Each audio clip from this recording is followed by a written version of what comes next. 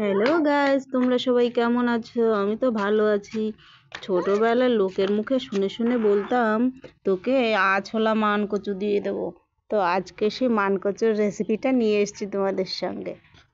তাহলে দেখো, মান কচুটা, এটা অর্ধেকটা মান কচু। তো ভালো করে ছিলে নিচ্ছি, ছিলে কেটে নুন মাখিয়ে রেখে দেবো। দেখো কিভাবে করি।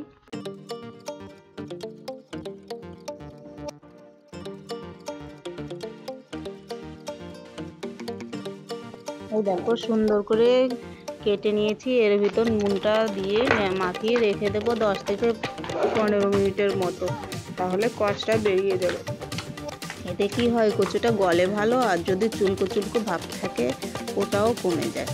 তাহলে চলো, দেখতেই পাচ্ছ এখানে আমি কতগুলো মাছ নিয়ে নিয়েছি। বেশিরভাগই হচ্ছে চ্যাং মাছ, নেঘেট ফিশ বলে যাকে, যাই হোক, ল্যাঠা বলে, কেউ টাকি মাছও বলে। তো পুঁটি টাকি সব মাছগুলোই নিয়ে নিয়েছি। এবার মাছগুলো ভেজে তুলে রেখে দেব।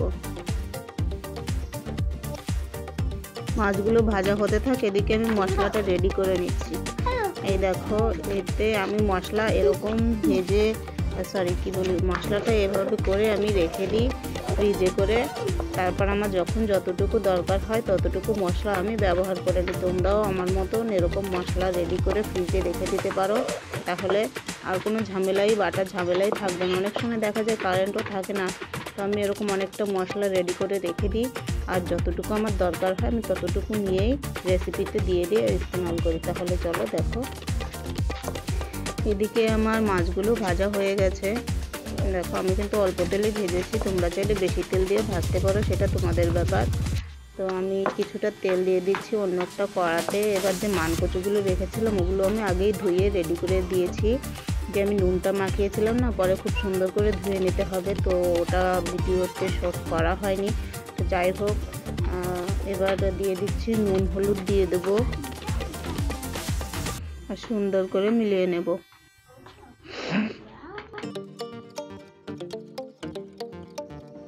আমি কিন্তু রান্না অল্প তেল দিয়ে করছি, আমরা তেলটা খুব কম খাই। তোমরা চাইলে তোমাদের ইচ্ছে মতো বেশি তেল দিয়ে করতে পারো, সেটা তোমাদের ব্যাপার, তোমরা খাবে তোমরা জানো। দেখতেই পাচ্ছ কড়াতে আরও কিছুটা তেল দিয়ে দিচ্ছি। শীতের সময় যখন, তো সাদা তেলে রান্নাটা করছি। তোমরা সর্ষের তেল দিয়ে করতে পারো, আমরা সর্ষের তেল দিয়েই করি। যাই হোক, তেজপাতা আর জিরে দিয়ে দিচ্ছি।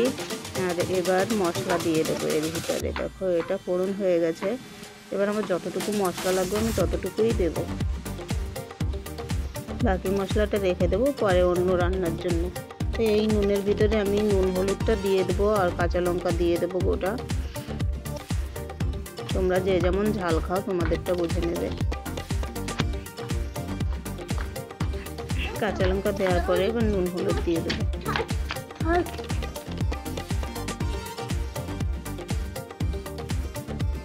তোমরা এখানে কাশ্মীরি লাল লঙ্কার ব্যবহার করতে পারো, যে কাশ্মীরি লাল গুঁড়োটা থাকে, লাল লঙ্কার গুঁড়ো, ওতে কালার ভালো আসে।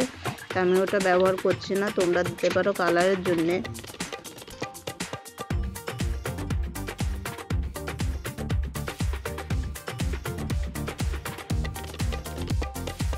মনে রাখবে, মশলাটা কিন্তু খুব ভালো করে কষাতে হবে।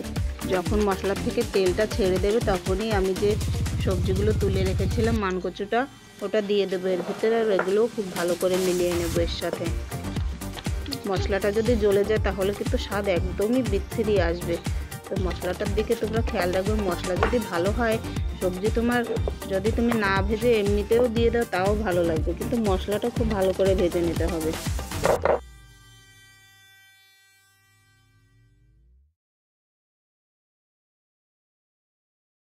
এবার দিয়ে দিচ্ছি জল, যতটুকু লাগবে।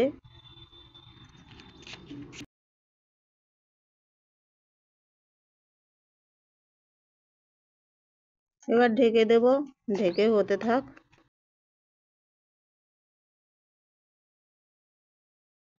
মাঝে মাঝে তুলে চেক করতে হবে, আর একটু উল্টে পাল্টে দিতে হবে। আর এরপর এভাবেই আমি করব, উল্টে পাল্টে আবারও ঢেকে ঢেকে কচুটা হতে দেব।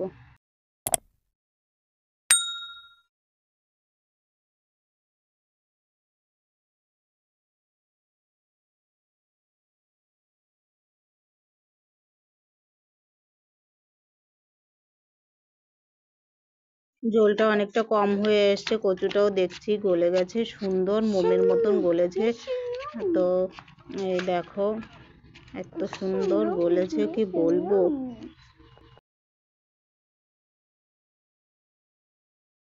এভাবে করে কচুটা আমি গলিয়ে নিচ্ছি কিছুটা, আর এর ভিতরে যে মাছগুলো ভেজে তুলে রেখেছিলাম ওগুলো দিয়ে দেব,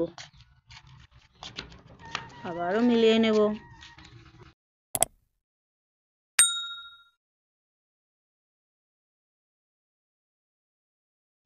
মাছগুলো দেওয়ার পরে কিন্তু আবারও ঢেকে দিতে হবে, কারণ মাছের ভিতর যাতে ঝোলটা চলে যায় আর মাছ তরকারিতে খুব ভালো করে মিশে যায়।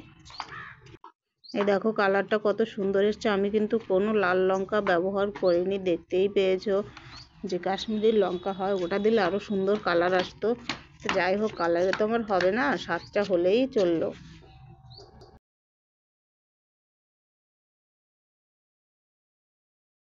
এবার কি দিয়ে দেবো বলো তো, এটা হচ্ছে কারি পাতার গুঁড়ো মশলা, যেটা আমি রেডি করে রেখেছিলাম। এর রেসিপি আমার চ্যানেলে আছে, তোমরা চাইলে গিয়ে দেখতে পারো।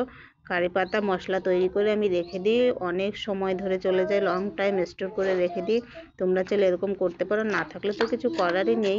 তো আর শেষে একটু গরম মশলা দিয়ে দিচ্ছি। তো কেমন হলো আমার রেসিপিটা, কেমন লাগলো? এটা খেতে কিন্তু একদম শ্রাদ্ধ বাড়ির যে কচুর তরকারিটা হয় না, একদম সেরকম স্বাদ হয়েছে। তোমরা এর ভিতরে ধনে মশলা গুঁড়ি করে দিতে পারো ভেজে তেলে।